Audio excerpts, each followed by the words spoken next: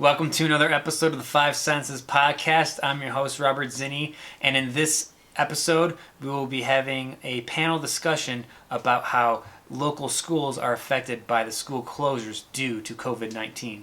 In this segment, Melissa Wagoner, the director of Northpoint Expeditionary Learning Academy, a public charter school here in Prescott, discusses how her staff came together to create and adapt to an online model. How has Northpoint adapted to the school closures? That is a huge adaptation. Our curriculum, like I said, is designed by the teachers. So we are in the practice of redesigning curriculum every year so that we stay current and we stay relevant. Our teachers just jumped in and made it happen. We have a one-to-one laptop program, which eased our way. I'm not really concerned about the level of quality we're offering because the teachers have done an amazing job to get online quickly and with quality. We're more concerned about how to get kids to their provided screen to do the work because we don't operate in the traditional paradigm very often. We're just in the vein of being creative and making something out of nothing. So we were fairly well poised to flip the switch on online in a way that a larger district simply can't. What has been like the biggest challenge you've experiencing going through this transition? Well, it wasn't computer distribution because we have the one-on-one. That was fairly easy. One major challenge was ensuring connectivity for our 200 students that are everywhere from Paulden to Kirkland. So getting them online was pretty tricky. For me personally, asking staff to jump in and try something they didn't sign on for and weren't familiar with was also a little tricky. But I can't say it enough. My staff are champions and really rose to the occasion. Okay. In that way, Northpoint's really lucky to have our strong and functioning community to help get us through the time. I think our biggest struggle for students, for staff, for families is reflected across the country, a struggle to find routine. We really believe that the social, emotional health of students is really important, and we love our community and the whole that social distancing creates. Our staff are worried about each other and they're worried about the students especially. We miss them. How has the school closures affected the student population at Northpoint?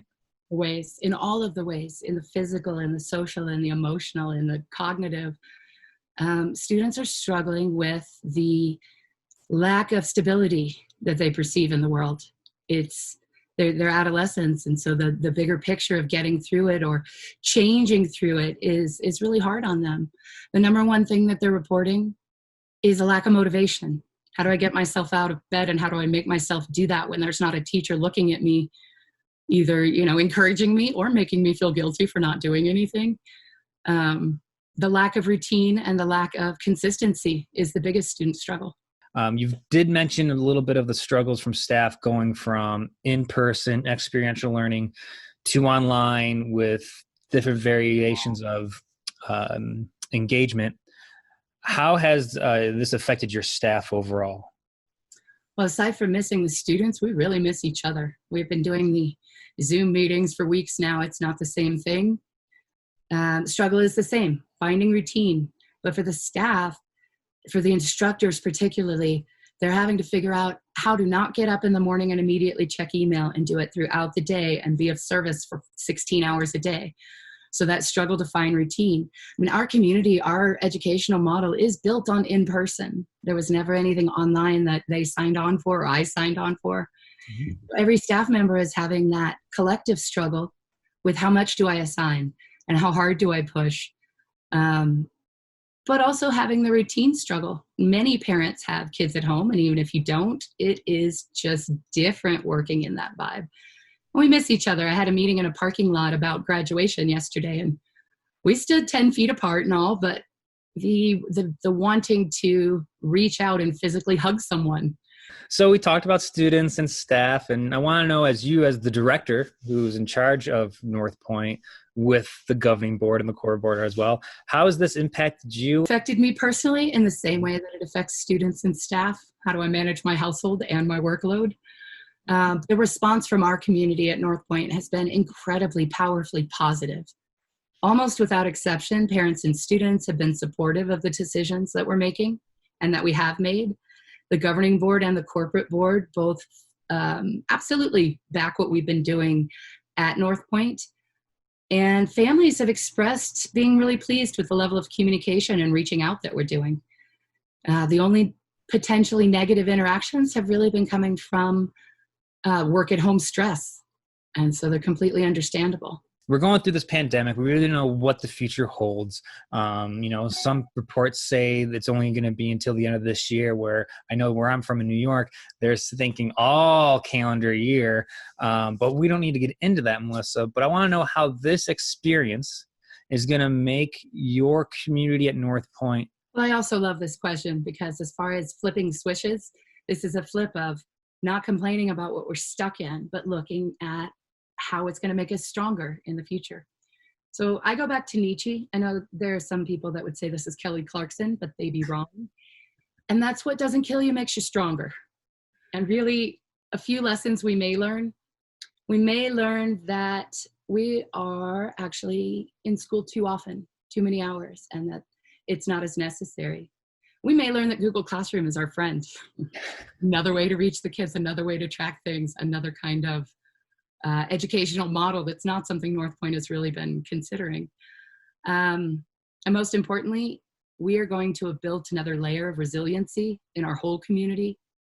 And hopefully we emerge with a further appreciation for our way of doing school and each of our members of community. I've heard a lot of students say, and these are not students who love school, that they wish they were in school. So hopefully a grander perspective on what's most important. All right, Melissa, well, thank you for this interview. I hope everything is going well at Northpoint Expeditionary Learning Academy. And for our listeners and viewers out there, if they want to learn more information about your organization and school, where can we find that? Well, since we're in the situation of hashtag closed, not closed, I wouldn't call the front office right now for that information. I would go to our website, which is northpointacademy, all one word, .org. And there's a ton of information to search through there. Very soon we'll have our information session posted digitally. So for all of our new students or anyone who's interested, they will have videos to go through that explain different parts of our methodology and curriculum. In this segment, Michelle Grubert, an educator at Skyview Charter School, discusses how the Skyview community has adapted to teaching online, and she also shares perspectives about her teenage daughters going through high school and teaching choir online. What has Skyview done to adapt to the changing times? I have the opportunity in these days as both an educator and a mom.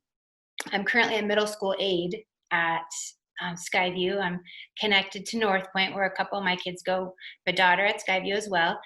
I have loved observing how everybody is doing this.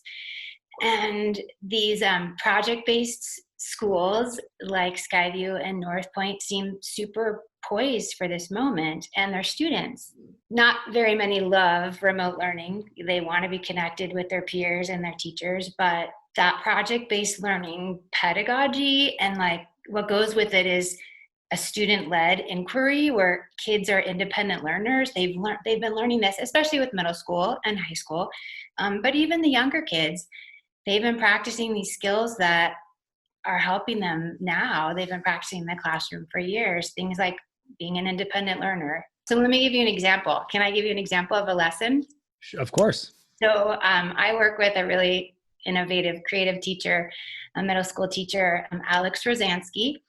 And right out of the gate, his first language arts unit lesson was called Zombie Apocalypse. Probably not like the content you want for younger kids, but it was amazingly perfect for middle school kids for whom zombies are, the thing. And it was really engaging. So they're like, ooh, what's this all about? And he provided online, they have like an online Padlet is what they call it, like a classroom and with their assignments and things. And he provided all these links to research about pandemics and other like terrorist attacks, similar kinds of disasters and things that are comparable to what we're experiencing now. And they could research any of these. There are a whole lot. and then synthesize the information and create. They could write an essay. They could create a graphic novel. A lot of them had really cool videos.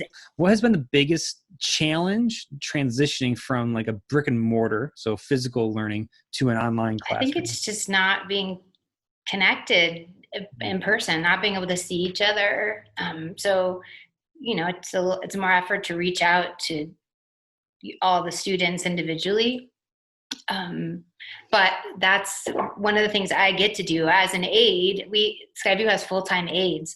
And so this is often what I did in the classroom, and I can do now is I reach out to some of the kids who might be struggling in certain subject areas, and we can have individual Zoom calls. I direct a choir that's from Yavapai Youth Choirs, where we go from about age 9 to grade 12, young women and men. And we are still getting together. The directors, my fellow directors, and I have decided that even though it's super hard to have normal rehearsals and to make music the same way, that we all really need that. And this extracurricular connection that we have is important. And it's another component of these extracurricular programs like Yavapai Youth Choirs, but also these public charter schools, this social emotional component that's always been part of the schools, has been part of our choirs, and we are continuing to support our kids in that way because they need that as much as they need educational curricular, content and support. So we get together like we would for a weekly rehearsal, my little 9 to 12-year-old kiddos, and we check in. They like to share what's going on, and then we learn a song together. I have to mute them, and then I just play and teach them some parts, and they sing along at home. So since you've been online for like the last couple of weeks, what has been the overall response from the Skyview community, whether it's parents, students, and people that know about Skyview? The parents have been really grateful, very appreciative for a lot of reasons. I know they're working hard. I mean, for most, I'm sure it's taxing to do homeschooling and still work and have all the other family responsibilities and life responsibilities. So I'm always, grateful for the parents on the front lines. But from those that I've heard from, they are super appreciative and even relishing in the time. Some have specifically emailed me and said one father called it the magic. And what he was referring to is like getting to observe engaged learners, like his son really engaged in particular. The one he was describing was the Apocalypse Project. His son was doing a video on the fire in LA a couple years ago. And it was a beautiful, well done project. And so some of them are talking about this family learning time, and they get to see the skills that their kids have. They get to experience that excitement about learning. We did a reverse parade a couple days ago at Skyview. The teachers all lined up along the parking lot in bright costumes. We had an hour-long playlist of all these songs that were, appropriate, like "We Will Survive" and "I Want to Hold Your Hand," and the families all drove through. And I got to see some of the Facebook posts of the parents who were, videoing the whole thing. And they were just all like, "Oh, this is so great." And, some of the parents and children were crying because they were just so moved and sad, obviously, to not be able to hug their teacher, some of the little ones. How has school closures affected you and your family? I have 3 teenagers. So it's different, obviously, if I had much younger kids. I know that a lot of those parents are juggling right now a lot. I have 3 teenagers who are raised in these beautiful schools. So they're independent learners. So I have had very little to do with their continued learning, other than I get to listen and see what they're doing, and they can share their writing and their projects with me and things like that. I get to see how they make choices in this time, to learn and be flexible and to change. And, it's fun. It's the magic of getting to see how they do it. It's cool to see them learning about themselves, that they can get through challenging times, that they have grit to be able to sustain their learning and take care of themselves. They're learning a lot about independence and self-care, and that's really promoted by their teachers. I know one of the Northpoint daughters is doing her biology and nutrition and chemistry, and so they're talking about what's your lifestyle like during these COVID days. And how do you think this experience will make your career and Skyview, your school, better in the long run? We're all going to be super excited to see each other when we finally can connect again. And we'll have learned that we're really capable of getting through tough times. We learn that we care about each other, that we're invested in each other's lives, and that we can do great things, be really successful, whether we're in crisis or not. I think it's in that way is really positive. In this segment, Whitney Williams, a fourth grade teacher at Abia Judd here in Prescott's Unified School District, discusses how she has created innovative ways to connect and teach her fourth grade students. Whitney Williams, thanks for coming onto our show.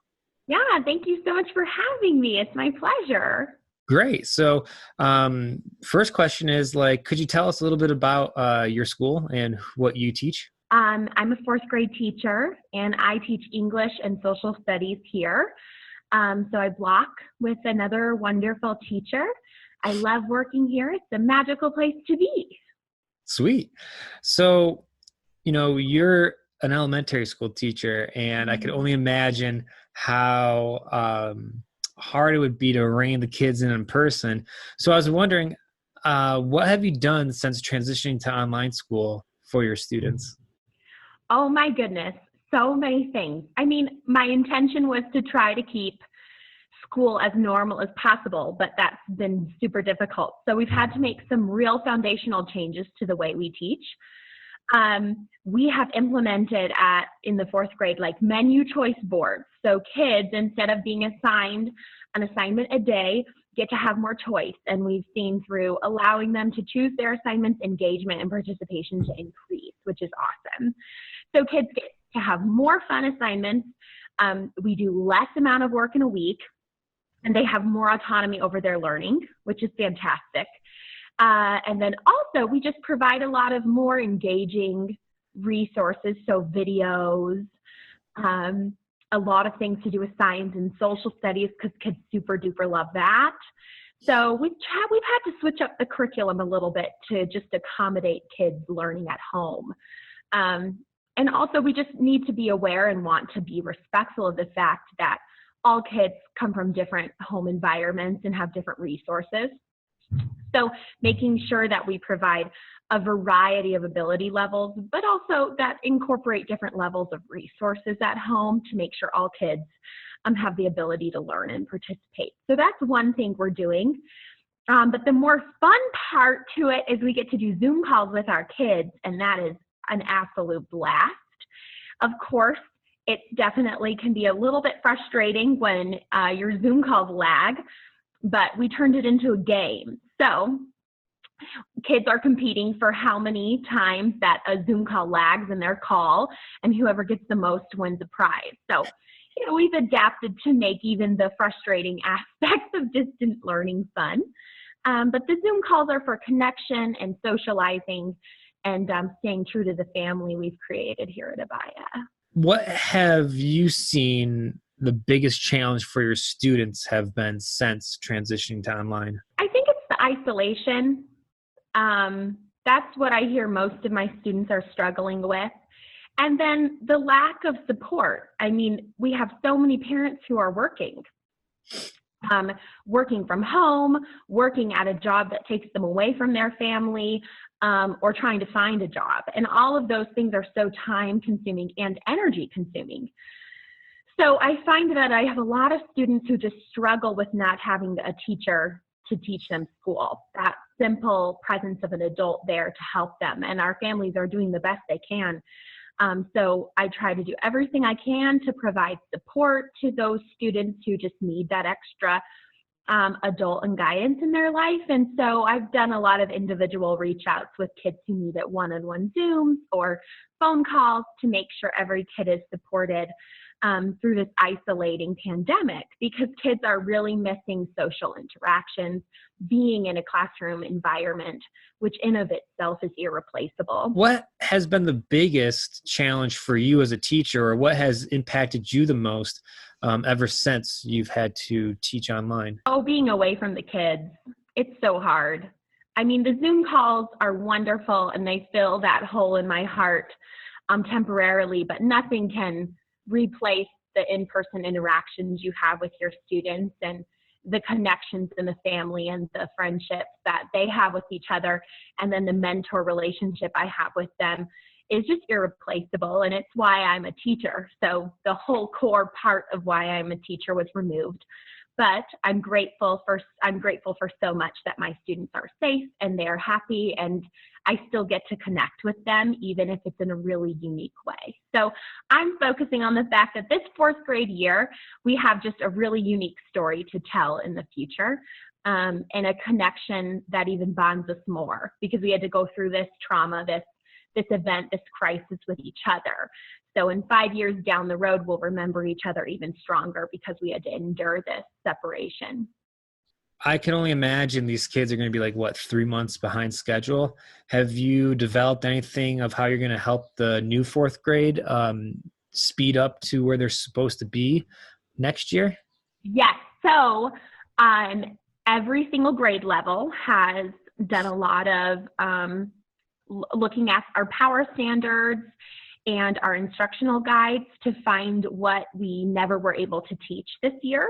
Also, what holes we think kids might be going up with. So every grade level has kept track of that. And then we had intergrade level meetings, and we've conveyed that information to the upcoming grade level so those teachers can plan for the holes they'll see, and we'll just really hit the ground running with some major catch-up. So my last question, Ms. Williams, is how will this experience make your career / your school better in the long run? Oh my gosh, I mean, every adversity we faced has brought us closer together as a team of teachers, as a school, and as a classroom. And I'm beyond grateful for the people I work for and work with. Without my amazing team here at Abia Judd in fourth grade, I don't know how I would have gotten through this. We need each other, and crises like this show us more that than ever. So I'm so grateful I have amazing teamwork, a team here, and my principal is just amazing. She's always there, whatever you need. She's thinks 5 steps ahead, and I'm always shocked at the amazing amount of preparedness and hard work and diligence and love she puts into this school. And so I will only get better through this. It's given me more skills with technology. How can I reach my kids through that? I think this will be easily applied to the future. If I have kids who are on extended medical leave or are out sick, I'll have a lot more tools to catch them up. And it's really taught me to appreciate the little things. I'll never take for granted a conversation I have with a kid who otherwise, or more specifically like a messy desk or a child who misbehaves. I'll be so much more grateful that they're in my classroom and I get to be face to face with them. So it's made me appreciate my profession and the kids way more. Thank you for tuning into the 5enses Educational Update Podcast. For more information, log on to 5enses.mag.com, like us on Facebook, Twitter, and Instagram, and you can find our podcasts anywhere you can listen to podcasts.